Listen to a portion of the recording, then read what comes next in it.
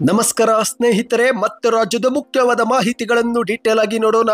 ರಾಜ್ಯಾದ್ಯಂತ ಹೊಸ ಕಾನೂನು ಕ್ರಮ ಜಾರಿಗೆ ತಂದ ಸರ್ಕಾರ ದ್ವಿತೀಯ ಪಿಯುಸಿ ಮತ್ತು ಎಸ್ಎಸ್ಎಲ್ಸಿ ಪರೀಕ್ಷೆಯಲ್ಲಿ ಅಕ್ರಮ ನಡೆಸಿದ್ರೆ ಕಾನೂನು ಕ್ರಮ ಫಿಕ್ಸ್.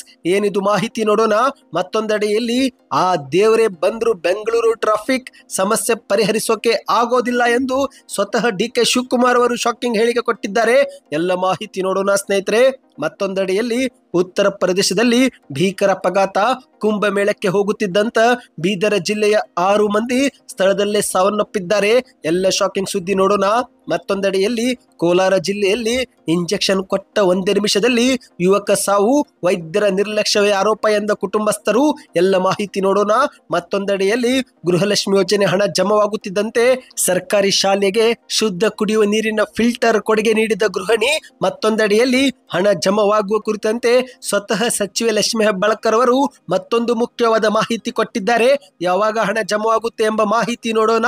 ಎಲ್ಲ ಮಾಹಿತಿಯನ್ನು ನೋಡೋಕ್ಕಿಂತ ಮೊದಲು ನೀವು ನಮ್ಮ ಚಾನಲ್ಗೆ ಮೊದಲು ಬಾರಿ ಭೇಟಿ ಕೊಡ್ತಾ ಇದ್ರೆ ದಯವಿಟ್ಟು ಸಬ್ಸ್ಕ್ರೈಬ್ ಆಗಿ, ಪಕ್ಕದಲ್ಲಿ ಒಂದು ಗಂಟೆ ಕಾಣಿಸುತ್ತೆ, ಅದು ಕೂಡ ಒತ್ತಿದ್ರೆ ಕರ್ನಾಟಕದ ಮುಖ್ಯವಾದ ಮಾಹಿತಿ ನಿಮಗೆ ಸಿಗುತ್ತವೆ.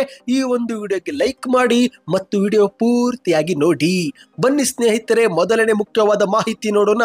ಈ ಬಾರಿಯ ದ್ವಿತೀಯ ಪಿಯುಸಿ ಮತ್ತು ಎಸ್ಎಸ್ಎಲ್ಸಿ ಪರೀಕ್ಷೆಯಲ್ಲಿ ಅಕ್ರಮ ನಡೆಸಿದ್ರೆ ಕಾನೂನು ಕ್ರಮ ಫಿಕ್ಸ್ ಎಂದು ಹೇಳಲಾಗುತ್ತಿದೆ. ಹೌದು ಗೆಳೆಯರೆ, ಮುಂದಿನ ತಿಂಗಳೇ ರಾಜ್ಯಾದ್ಯಂತ ದ್ವಿತೀಯ ಪಿಯುಸಿ ಮತ್ತು ಎಸ್ಎಸ್ಎಲ್ಸಿ ಪರೀಕ್ಷೆ ನಡೆಯಲಿದ್ದು, ಈ ಬಾರಿ ಪರೀಕ್ಷೆ ವೇಳೆ ಅಕ್ರಮ ಮಾಡಿದ್ರೆ ಕಾನೂನು ಕ್ರಮ ತೆಗೆದುಕೊಳ್ಳುವುದಾಗಿ ಸ್ವತಃ ಶಾಲಾ ಶಿಕ್ಷಣ ಸಚಿವರಾಗಿರುವ ಮಧು ಬಂಗಾರಪ್ಪ ಅವರು ಎಚ್ಚರಿಕೆ ಕೊಟ್ಟಿದ್ದಾರೆ. ಹೌದು ಗೆಳೆಯರೆ, ಈಗ ಕರ್ನಾಟಕದಲ್ಲಿ ದ್ವಿತೀಯ ಪಿಯುಸಿ ಪರೀಕ್ಷೆಯು ಮಾರ್ಚ್ 1ರಿಂದ ಪ್ರಾರಂಭವಾಗುತ್ತಿದ್ದು, ಅದೇ ರೀತಿ ಎಸ್ಎಸ್ಎಲ್ಸಿ ಪರೀಕ್ಷೆಯೂ ಕೂಡ ಮಾರ್ಚ್ 21ರಿಂದ ಪ್ರಾರಂಭವಾಗಲಿದೆ. ಇದೇ ನಡುವೆ ಸರ್ಕಾರವು ಕೂಡ ಮುಂಜಾಗೃತಾ ಕ್ರಮವೂ ಕೂಡ ತೆಗೆದುಕೊಳ್ಳಲು ಮುಂದಾಗಿದೆ. ಹೌದು ಸ್ನೇಹಿತರೆ, ಪ್ರಶ್ನೆ ಪತ್ರಿಕೆ ಸೋರಿಕೆ ಅಥವಾ ಪರೀಕ್ಷೆ ವೇಳೆ ಸ್ವತಃ ಶಿಕ್ಷಕರೇ ಉತ್ತರ ನೀಡುವುದು ಅಥವಾ ಯಾವುದಾದರೂ ಪರೀಕ್ಷಾ ಅಕ್ರಮಗಳಿಗೆ ಉತ್ತೇಜನ ನೀಡಿದರೆ ಅಂತವರ ವಿರುದ್ಧ ಕಠಿಣ ಕ್ರಮ ಜರುಗಿಸುತ್ತೇವೆ ಎಂದು ಶಿಕ್ಷಣ ಸಚಿವ ಮಧು ಬಂಗಾರಪ್ಪ ಅವರು ಹೇಳಿಕೆ ಕೊಟ್ಟಿದ್ದಾರೆ. ಕರ್ನಾಟಕದ ಎಲ್ಲಾ ಪರೀಕ್ಷಾ ಕೇಂದ್ರಗಳಲ್ಲಿ ಬಿಗಿ ಪೊಲೀಸ್ ಬಂದೋಬಸ್ತ್ ಕೂಡ ತೆಗೆದುಕೊಳ್ಳಲಾಗುವುದು ಎಂದು ಸೂಚನೆ ಕೊಟ್ಟಿದ್ದಾರೆ. ಕೇವಲ ಅಷ್ಟು ಮಾತ್ರವಲ್ಲದೆ ಪರೀಕ್ಷಾ ಕೇಂದ್ರದ 200 ಮೀಟರ್ ಸುತ್ತಲೂ ಜೆರಾಕ್ಸ್ ಕೇಂದ್ರಗಳು ಕೂಡ ಪರೀಕ್ಷೆ ಅವಧಿಯಲ್ಲಿ ಬಂದ್ ಮಾಡುವುದು ಕೂಡ ಖಡಕ್ಕಾಗಿ ಸೂಚನೆ ಕೊಡಲಾಗಿದೆ. ಸೈಬರ್ ಸೆಂಟರ್, ಟ್ಯೂಷನ್ ಕೇಂದ್ರ, ಕಂಪ್ಯೂಟರ್ ಮತ್ತು ಗೇಮ್ ಸೆಂಟರ್ ಸೇರಿದಂತೆ ಎಲ್ಲ ಕೇಂದ್ರಗಳ ಮೇಲೆ ವಿಶೇಷ ನಿಗಾ ವಹಿಸಲು ಪೊಲೀಸರಿಗೆ ಸೂಚನೆ ಕೊಡಲಾಗಿದೆ ಸ್ನೇಹಿತರೆ. ಇನ್ನು ನಿಮ್ಮ ಮನೆಯಲ್ಲೂ ಕೂಡ ಯಾರಾದರೂ ಎಸ್ಎಸ್ಎಲ್ಸಿ ಅಥವಾ ಪಿಯುಸಿ ವಿದ್ಯಾರ್ಥಿಗಳಿದ್ದರೆ ಕಮೆಂಟ್ ನಲ್ಲಿ ಯಾವ ಊರು ಎಂಬುದನ್ನ ಕಮೆಂಟ್ ಮಾಡಿ. ಇನ್ನು ಎರಡನೇ ಮುಖ್ಯವಾದ ಮಾಹಿತಿಗೆ ಹೋಗೋಣ ಸ್ನೇಹಿತರೆ. ಈಗ ಮಾಧ್ಯಮಗಳ ಮುಂದೆ ಉಪಮುಖ್ಯಮಂತ್ರಿ ಡಿ.ಕೆ. ಶಿವಕುಮಾರ್ ಅವರು ಒಂದು ಶಾಕಿಂಗ್ ಹೇಳಿಕೆ ಕೊಟ್ಟಿದ್ದಾರೆ. ಆ ದೇವರೇ ಬಂದ್ರು ಬೆಂಗಳೂರಿನ ಟ್ರಾಫಿಕ್ ಸಮಸ್ಯೆ ಪರಿಹರಿಸಲು ಆಗೋದಿಲ್ಲ ಎಂದು ಡಿ.ಕೆ. ಶಿವಕುಮಾರ್ ಅವರು ಹೇಳಿಕೆಯನ್ನು ಕೊಟ್ಟಿದ್ದಾರೆ. ಹೌದು, ಈಗ ಬೆಂಗಳೂರಿನ ಅಭಿವೃದ್ಧಿ ಸಚಿವರು ಆಗಿರುವಂತಹ ಡಿ.ಕೆ. ಶಿವಕುಮಾರ್ ಅವರು ಇತ್ತೀಚೆಗೆ ಬಿಬಿಎಂಪಿಯ ಕೇಂದ್ರ ಕಚೇರಿಯ ಆವರಣದಲ್ಲಿ ಆಯೋಜನೆ ಮಾಡಲಾಗಿದ್ದಂತ ಕಾರ್ಯಕ್ರಮವೊಂದರಲ್ಲಿ ಮಾತನಾಡಿದ್ದಾರೆ. ಹೌದು ಗೆಳೆಯರೆ, ನಾನು ಮಾಧ್ಯಮ ಸ್ನೇಹಿತರಿಗೆ ಮತ್ತು ಇತರರಿಗೆ ಒಂದು ಮುಖ್ಯವಾದ ಮಾಹಿತಿ ಹೇಳಲು ಬಯಸುತ್ತೇನೆ. ಅದೇನೆಂದ್ರೆ, ಸ್ವತಃ ದೇವರೇ ಮೇಲಿನಿಂದ ಕೆಳಗೆ ಇಳಿದು ಬಂದರೂ ಮುಂದಿನ 1-2 ವರ್ಷ ಅಥವಾ 3 ವರ್ಷ ಬೆಂಗಳೂರು ನಗರದ ದುರಸ್ತಿ ಸಾಧ್ಯವಿಲ್ಲ ಎಂದು ಹೇಳಿಕೆ ಕೊಟ್ಟಿದ್ದಾರೆ. ಈ ಎಲ್ಲ ಸಮಸ್ಯೆಗಳನ್ನ ಸರಿಪಡಿಸಲು ನಾವು ಸರಿಯಾಗಿ ಯೋಜನೆ ಮಾಡಬೇಕು, ಯೋಜನೆಗಳು ಸರಿಯಾಗಿ ಕಾರ್ಯಗತಗೊಳಿಸಬೇಕು ಮತ್ತು ಮುಂದಿನ ದಿನಗಳಿಗೆ ಸರಿಯಾದ ರೂಪರೇಷೆ ನೀಡಲು ಕೂಡ ನಾವು ಪ್ರಯತ್ನ ಪಡುತ್ತಿದ್ದೇವೆ ಎಂದು ಡಿ.ಕೆ. ಶಿವಕುಮಾರ್ ಅವರು ಹೇಳಿದ್ದಾರೆ.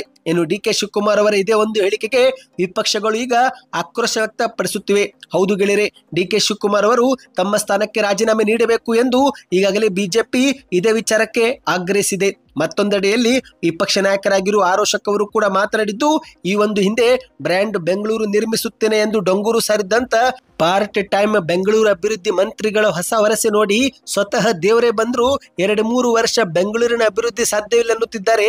ಇದೇ ಡಿ.ಸಿ.ಎಂ ಸಾಹೇಬರ ನುಡಿಮುತ್ತುಗಳು ಎಂದು ಟೀಕೆಯನ್ನ ಮಾಡಿದ್ದಾರೆ. ಇನ್ನು ಮತ್ತೊಂದೆಡೆಯಲ್ಲಿ ಬಿಜೆಪಿ ರಾಜ್ಯಾಧ್ಯಕ್ಷರಾಗಿರುವ ವಿಜೇಂದ್ರ ಅವರು ಕೂಡ ಮಾತನಾಡಿದ್ದು, ಇಂದು ಇಡೀ ಕರ್ನಾಟಕವೇ ಅಭಿವೃದ್ಧಿ ಶೂನ್ಯವಾಗಿದೆ. ಈ ಸರ್ಕಾರಕ್ಕೆ ಒಂದು ಗುಂಡಿ ಮುಚ್ಚಲು ಕೂಡ ಯೋಗ್ಯತೆ ಇಲ್ಲ, ಅನುದಾನ ಕೊಡಲು ಕೂಡ ಆಗುತ್ತಿಲ್ಲ.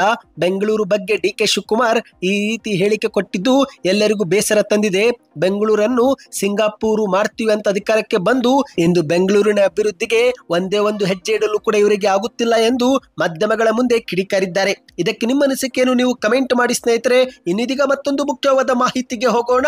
ಇಂದು ವಿಶ್ವದ ಅತಿ ದೊಡ್ಡ ಧಾರ್ಮಿಕ ಸಭೆ ಆಗಿರುವ ಮಹಾಕುಂಭ ಪ್ರಯಾಗ್ರಾಜ್ಗೆ ಪ್ರತಿಯೊಬ್ಬರು ಕೂಡ ಹೋಗುತ್ತಿದ್ದು, ಆದರೆ ಇದರ ನಡುವೆ ಎಷ್ಟೋ ಜನರು ತಮ್ಮ ಪ್ರಾಣವನ್ನು ಕೂಡ ಕಳೆದುಕೊಂಡಿರುವುದು ನಾವು ನೋಡಿದ್ದೇವೆ. ಇದೀಗ ಅಂತಹದ್ದೇ ಮತ್ತೊಂದು ದುರಂತ ನಡೆದು ಹೋಗಿದೆ. ಹೌದು ಗೆಳೆಯರೆ, ಉತ್ತರ ಪ್ರದೇಶದಲ್ಲಿ ಭೀಕರ ರಸ್ತೆ ಅಪಘಾತದಲ್ಲಿ ಕುಂಭ ಮೇಳಕ್ಕೆ ಹೋಗುತ್ತಿದ್ದಂತ ಬೀದರ ಮೂಲದ 6 ಮಂದಿ ಸ್ಥಳದಲ್ಲೇ ಸಾವನ್ನಪ್ಪಿದ್ದಾರೆ. ಹೌದು, ಉತ್ತರ ಪ್ರದೇಶದ ಪ್ರಯಾಗ್ರಾಜ್ನಲ್ಲಿ ನಡೆಯಲಾಗುತ್ತಿರುವ ಕುಂಭಮೇಳಕ್ಕೆ ಹೋಗುತ್ತಿದ್ದಂತ ಕರ್ನಾಟಕದ ಬೀದರ ಜಿಲ್ಲೆಯ 6 ಮಂದಿ ಭಕ್ತರು ಭೀಕರ ಅಪಘಾತದಲ್ಲಿ ನಿನ್ನೆ ಸ್ಥಳದಲ್ಲೇ ಸಾವನ್ನಪ್ಪಿದ್ದಾರೆ ಎಂದು ವರದಿಯಾಗಿದೆ ಸ್ನೇಹಿತರೆ. ಮಾಧ್ಯಮ ವರದಿಗಳ ಪ್ರಕಾರ ಕುಂಭಮೇಳ ಮುಗಿಸಿ ಕಾಶಿಗೆ ಹೋಗುವಾಗ ಈ ಒಂದು ಅಪಘಾತ ಸಂಭವಿಸಿದೆ.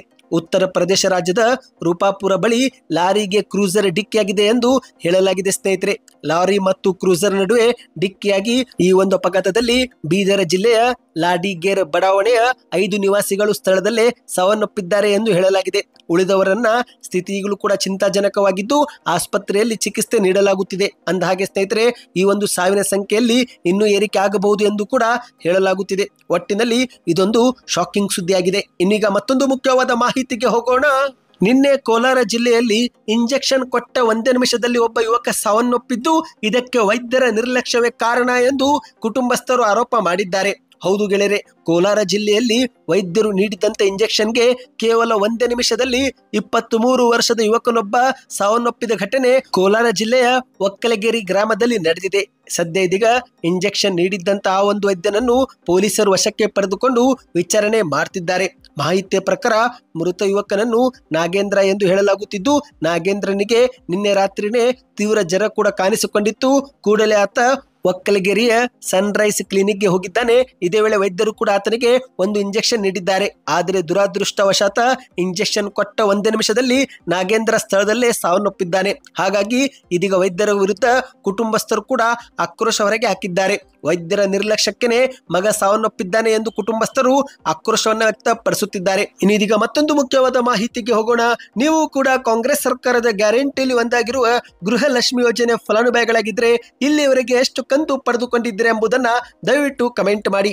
ಹೌದು ಗೆಳೆಯರೆ, ಕರ್ನಾಟಕ ಸರ್ಕಾರ ಜಾರಿಗೆ ತಂದಿರುವ ಪಂಚ ಗ್ಯಾರಂಟಿ ಯೋಜನೆಗಳನ್ನು ಪ್ರತಿಯೊಬ್ಬರು ಕೂಡ ಸದುಪಯೋಗ ಪಡಿಸಿಕೊಳ್ಳುತ್ತಿದ್ದು, ಅದರಲ್ಲೂ ಮುಖ್ಯವಾಗಿ ಗೃಹಲಕ್ಷ್ಮಿ ಯೋಜನೆಯಿಂದ ಬಂದ ಹಣದಿಂದ ಇಂದು ಎಷ್ಟೋ ಹೆಣ್ಣು ಮಕ್ಕಳು ತಮಗೆ ಬೇಕಾಗಿರುವ ಅಗತ್ಯ ವಸ್ತುಗಳನ್ನ ಖರೀದಿ ಮಾಡಿದ್ದಾರೆ.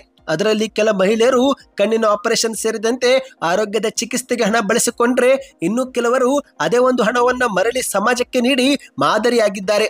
ಇದೀಗ ಮಂಡ್ಯ ಜಿಲ್ಲೆಯಲ್ಲೂ ಕೂಡ ಮತ್ತೊಬ್ಬ ಮಹಿಳೆ ಸಮಾಜಕ್ಕೆ ಮಾದರಿಯಾಗುವಂತಹ ಕೆಲಸ ಮಾಡಿದ್ದಾರೆ. ಹೌದು ಗೆಳೆಯರೆ, ಸ್ಕ್ರೀನ್ ಮೇಲೆ ಕಾಣುತ್ತಿರುವ ಮಂಡ್ಯ ಜಿಲ್ಲೆಯ ಶ್ರೀರಂಗಪಟ್ಟಣ ತಾಲೂಕಿನ ಬಾಬುರಾಯ್ ಕೊಪ್ಪಲು ಗ್ರಾಮದ ಗೃಹಿಣಿಯಾಗಿರುವ ವಿಜಯಲಕ್ಷ್ಮಿ ಅವರು ತಮಗೆ ಬಂದಿರುವ ಗೃಹಲಕ್ಷ್ಮಿ ಹಣವನ್ನ ಕೂಡಿಸಿ ಅದಕ್ಕೆ ಮತ್ತೆ 20,000 ರೂಪಾಯಿ ಸೇರಿಸಿ ತಮ್ಮೂರಿನ ಸರ್ಕಾರಿ ಶಾಲೆಗೆ ಒಂದು ಕುಡಿಯುವ ನೀರಿನ ವಾಟರ್ ಫಿಲ್ಟರ್ ಕೊಡುಗೆ ನೀಡಿದ್ದಾರೆ. ಹೌದು, ಗೃಹಲಕ್ಷ್ಮಿಯಿಂದ ಬಂದ 30,000 ಮತ್ತು ತಾವು ಕೂಡಿಟ್ಟ 20,000 ರೂಪಾಯಿ ಹಣವನ್ನ ಸೇರಿಸಿ 50,000 ರೂಪಾಯಿಯ ಒಂದು ವಾಟರ್ ಫಿಲ್ಟರ್ ಅನ್ನ ಶಾಲೆಗೆ ಕೊಡುಗೆಯಾಗಿ ನೀಡಿದ್ದಾರೆ ಸ್ನೇಹಿತರೆ. ಮಾಹಿತಿಯ ಪ್ರಕಾರ ಈ ಗ್ರಾಮದಲ್ಲಿ ಸರ್ಕಾರಿ ಶಾಲೆಯಲ್ಲಿ ಮಕ್ಕಳಿಗೆ ಕುಡಿಯುವ ನೀರಿನ ಸಮಸ್ಯೆ ಇತ್ತಂತೆ. ಈ ಒಂದು ಸಮಸ್ಯೆ ಅರಿತು ಶಾಲೆಗೆ ವಾಟರ್ ಫಿಲ್ಟರ್ ಕೊಡುಗೆಯಾಗಿ ಕೊಟ್ಟಿದ್ದಾರೆ ಸ್ನೇಹಿತರೆ. ಸದ್ಯ ಇದೀಗ ಶಿಕ್ಷಕರು ಸೇರಿದಂತೆ ಎಲ್ಲ ವಿದ್ಯಾರ್ಥಿಗಳು ಈ ಒಂದು ಕಾರ್ಯಕ್ಕೆ ಅವರಿಗೆ ಧನ್ಯವಾದ ಹೇಳಿದ್ದಾರೆ. ಇನ್ನೀಗ ಕೊನೆಯ ಮುಖ್ಯವಾದ ಮಾಹಿತಿಗೆ ಹೋಗೋಣ ಸ್ನೇಹಿತರೆ. ಗೃಹಲಕ್ಷ್ಮಿ ಯೋಜನೆ ಹಣಕ್ಕಾಗಿ ಕಾದು ಕುಳಿತಿರುವವರಿಗೆ ಸಚಿವೆ ಲಕ್ಷ್ಮಿ ಹೆಬ್ಬಾಳ್ಕರ್ ಅವರು ಗುಡ್ ನ್ಯೂಸ್ ಕೊಟ್ಟಿದ್ದಾರೆ. ಹೌದು ಗೆಳೆಯರೆ, ಇಂದು ಟಿವಿ9 ಮಾಧ್ಯಮಗಳ ಮುಂದೆ ಮಾತನಾಡಿದಂತ ಸಚಿವೆ ಲಕ್ಷ್ಮಿ ಹೆಬ್ಬಾಳ್ಕರ್ ಅವರು, ನಾನು ಇಷ್ಟು ದಿನ ಆಸ್ಪತ್ರೆಯಲ್ಲಿದ್ದ ಕಾರಣವೇ ಹಣ ವಿಳಂಬವಾಗಿದೆ. ನಾನಿದ್ದಾಗ ಹಣಕಾಸು ಇಲಾಖೆ ಮೇಲೆ ಒತ್ತಡ ಹಾಕುತ್ತಿದ್ದೆ, ಜೊತೆಗೆ ಮುಖ್ಯಮಂತ್ರಿಯವರ ಗಮನಕ್ಕೂ ಕೂಡ ತರುತ್ತಿದ್ದೆ. ಆದ್ರೆ ಏನು ಮಾಡೋದು, ನನ್ನ ದುರ್ದೈವ, ಅಪಘಾತವಾಯಿತು. 40 ದಿನ ನಾನು ಆಸ್ಪತ್ರೆಯಲ್ಲಿ ಇರಬೇಕಾಯಿತು. ಅದಕ್ಕೇನೆ ಈ ಒಂದು ಹಣ ಜಮವಾಗುವುದು ತಡವಾಗಿದೆ. ಆದರೆ ಇದೀಗ ಕೂಡಲೇ 8 ರಿಂದ 10 ದಿನಗಳ ಒಳಗೆ ಗೃಹಲಕ್ಷ್ಮಿ ಯೋಜನೆ ಹಣ ಹಾಕುತ್ತೇವೆ ಎಂದು ಹೇಳಿಕೆಯನ್ನು ಕೊಟ್ಟಿದ್ದಾರೆ.